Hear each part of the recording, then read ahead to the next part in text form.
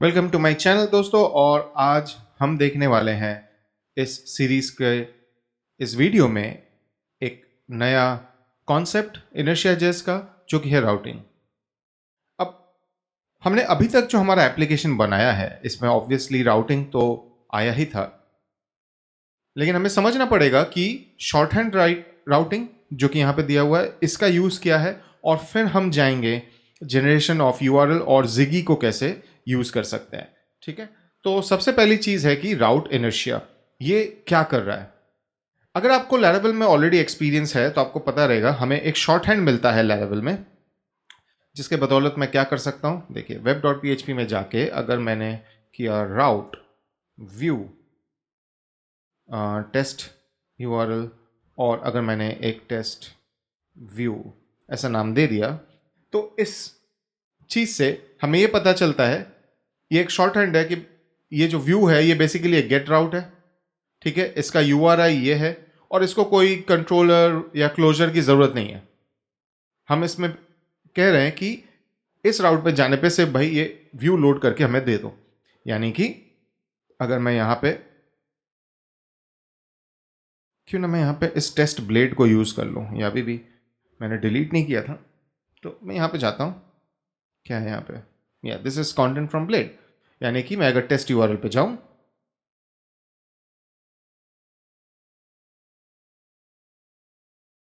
तो ये blade file load हो जाता है।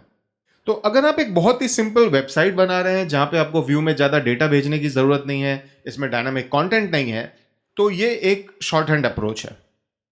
अब उसी को इनर्शिया के थ्रू यूज करने के लिए हमारे पास ऑप्शन है राउट इनर्शिया। लेकिन ऑब्वियसली इसमें मैं ब्लेड तो यूज नहीं करूंगा, तो मैं क्या कर सकता हूं, मैं पेज में जाके एक टेस्ट व्यू कंपोनेंट बनाता हूं और टेम्पलेट में लिख देता हूं this is a test view component,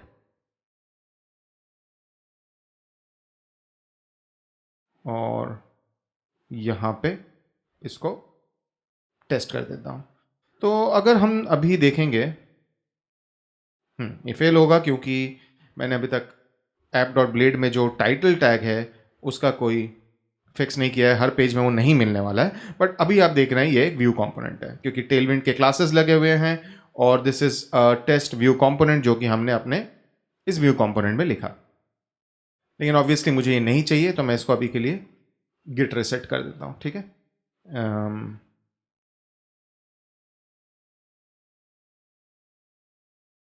alright, तो हमने शॉर्ट हैंड तो देखा, लेकिन इसके बाद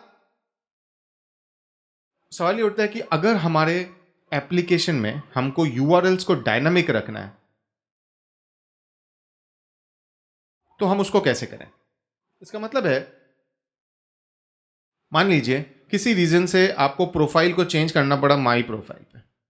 अब होना यह है कि जहां जहां पे अभी तक हमने वो लिंक किया था, सडनली आप देखेंगे कि ये सब 404 देने लगे, क्योंकि मेरा जो लेआउट फाइल है उसमें मैंने इसको हार्ड कोड रखा है, मेरा जो होम फाइल है उसमें मैंने इनको हार्ड कोड रखा है, इवन प्रोफाइल पे फाइल में भी यही प्रॉब्लम है।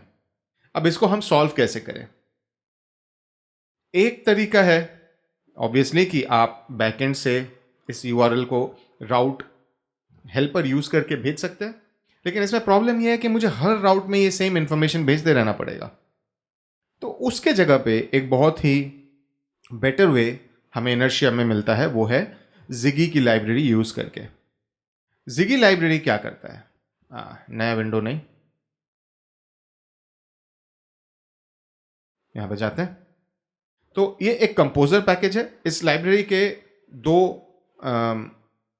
पैकेजेस आपको इंस्टॉल करने पड़ेंगे, एक बैकएंड पैकेज और एक फ्रंट एंड पैकेज। तो बैकएंड पैकेज क्यों चाहिए, चलिए इंस्टॉल करके मैं आपको समझाता हूं। मैंने इसमें कंपोजर रिक्वायर कर दिया,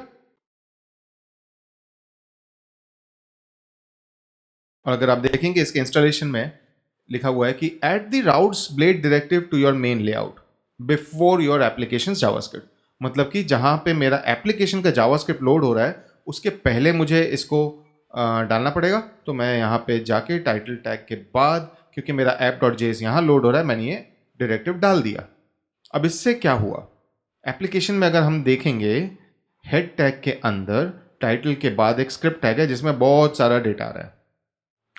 हमें इसको समझने की ज़रूरत नहीं है। हम कंसोल में जाते हैं। कंसोल में अगर मैं अभी एक ये फंक्शन कॉल करूंगा तो मुझे कुछ तो आउटपुट में आ रहा है। इसके अंदर मेरे पास राउट्स हैं, यानी कि मेरे पास कोई तो तरीका है जिससे कि मैं इन्हें यूज़ कर सकता हूं। और वो तरीका है, अगर मैं अभी इसको प्रोफाइल करूं तो देखिए ये मुझे लेटेस्ट यूआरएल दे रहा है। इसका मतलब यह है कि मैं अब जाके अगर इसको वापस से प्रोफाइल कर दूं, ऑब्वियसली मुझे पेज रीलोड करना पड़ेगा क्योंकि अभी जो इनर्शिया का डेटा है वो हेड टैग में आ रहा है। बट मैं अब अगर इसको रीलोड करूं तो देखिए मुझे प्रोफाइल मिल रहा है। इसका मतलब ये हुआ कि अगर मैं किसी तरीके से इस फंक्शन को यूज करूं इन माय व्यू एप्लीकेशन तो मुझे हमेशा अपडेटेड यूआरएल मिलेंगे। तो अब वो फंक्शन को व्यू के अंदर यूज करने के लिए हमें npm.js में जाना पड़ेगा और हम सर्च करते हैं Ziggy.js पैकेज।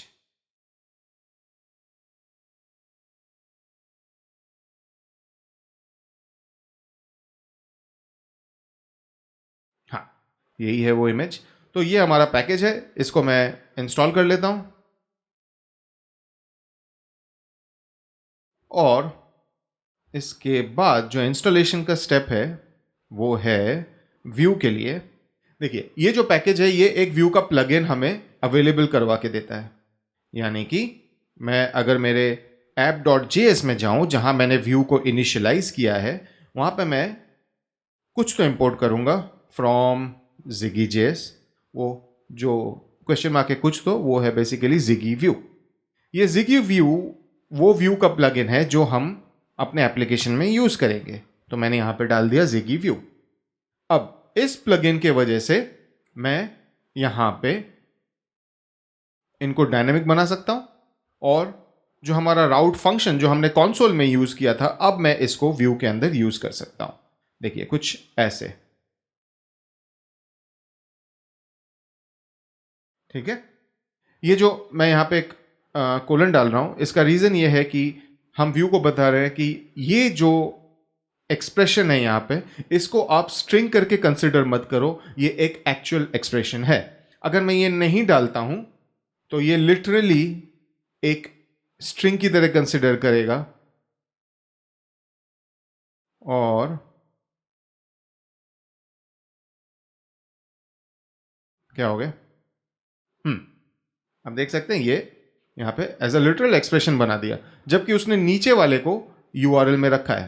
तो अब अगर मैं इसको ठीक कर दूं ऐसा तो अब व्यू ने उसको सही कर दिया। एंड इसका बेनिफिट ये है कि जैसा हमने आपको पहले भी दिखाया था, अगर मैं इसको माई प्रोफाइल पे वापस से चेंज करता हूं तो ये मेरे यूआरएल्स अपडेट हो जाते हैं। लेकिन अब मेरा हेडर भी फटेगा बिकॉज मेरा हेडर अभी भी डायनामिक नहीं है। तो मैं इसको भी डायनामिक कर देता हूं। Now my application is completely dynamic. यहां पे मैं जाता हूं तो मेरे सारे यूआरएल्स सही से अपडेट हो रहे हैं क्योंकि वो अभी नेम्ड राउट्स पे डिपेंड करते हैं ना कि एक्चुअल यूआरएल्स पे। तो दोस्तों यही कॉन्सेप्ट था जो मैं इस वीडियो में समझाना चाहता था। काफी सिंपल है लेकिन बहुत यूजफुल है। इस पैकेज के बदौलत हम ये इंश्योर कर सकते हैं कि हमारा जो पूरा एप्लीकेशन है वो यूआरएल्स पे डायनामिकली रिलाई करता है, ना कि उनको हार्ड कोड करके हमने रखा है। तो रिफैक्टरिंग बहुत आसान हो जाता है। सो या दैट्स अबाउट इट। अगर आपको ये वीडियो अच्छा लगा तो थम्स अप जरूर दबाएं और मेरे चैनल को सब्सक्राइब करें। अगर आपको कोई भी सवाल है तो कमेंट सेक्शन में कमेंट करो और मैं पूरी कोशिश करूंगा कि जल्द से जल्द आपको उन कमेंट्स के रिप्लाई दे दें।